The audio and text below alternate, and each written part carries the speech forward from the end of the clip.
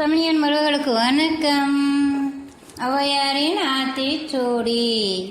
ஓதுவது ஒளியேல். ஒருபோதும் படிக்கும் பழக்கத்தை கைவிடாதே. Learning is a life long process. கட்டது கைமண் அளவு, கல்லாதது உலக அளவு. ஆகவே நம் கல்விக்கு எல்லை போடாமல் தொடர்ந்து படித்து அறிவை வளர்த்து கொள்ள வேண்டும். ஓதுவது ஒளியேல். ஒருபோதும் படிக்கும் பழக்கத்தை கைவிடாதே. எக்காலத்தும் அறிவினை வளர்க்கும் நூல்களை படிப்பதிலிருந்து விலகாதே என்பது இதன் பொருள்.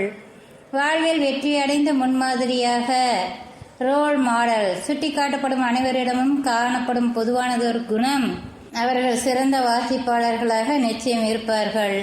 வாழ்வை முன்னேற்ற பாதையில் நடத்தும், அன்பை மனதில் விதைக்கும், நேர்மையான பாதையில் வழி நடத்தும் நூல்களை தேர்ந்தெடுத்து வாசிக்க கவனமாக இருத்தல் வேண்டும்.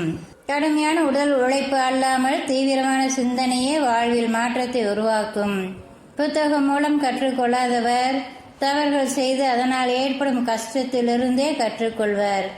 அதனால்தான் படிப்பறிவற்ற சமூகத்தில் வயதும் அனுபவமும் உடையவரே தலைவராக இருப்பர். ஒரு சிறந்த மனிதரது வரலாற்றை வாசித்து உணர்ந்தால் அவர் தம் வாழ்வில் பட்ட கஷ்டங்களை நாம் அனுபவிக்காது வெற்றிகரமான வாழ்க்கைக்கு எதை செய்ய வேண்டும் என்கிற அறிவை பெற்றுக்கொள்ளலாம். கல்வி போல் மன உறுதியை தருவது வேறொன்றும் இல்லை.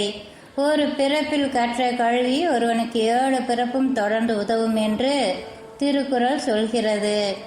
அறம் போதிக்கும் கல்வியால் அறிவு வளர்தல் நிச்சயம். ஆதலால் ஓதுவது ஒவ்வொருவருக்கும் இன்றியமையாதது. கற்றது கைமண் அளவு, கல்லாதது உலக அளவு. வாழ்வின் இறுதி வரை நம் கல்விக்கு எல்லை போடாமல் தொடர்ந்து படித்து அறிவை வளர்த்து கொள்ள வேண்டும். மீண்டும் சந்திப்போம். நன்றி நண்பர்களே.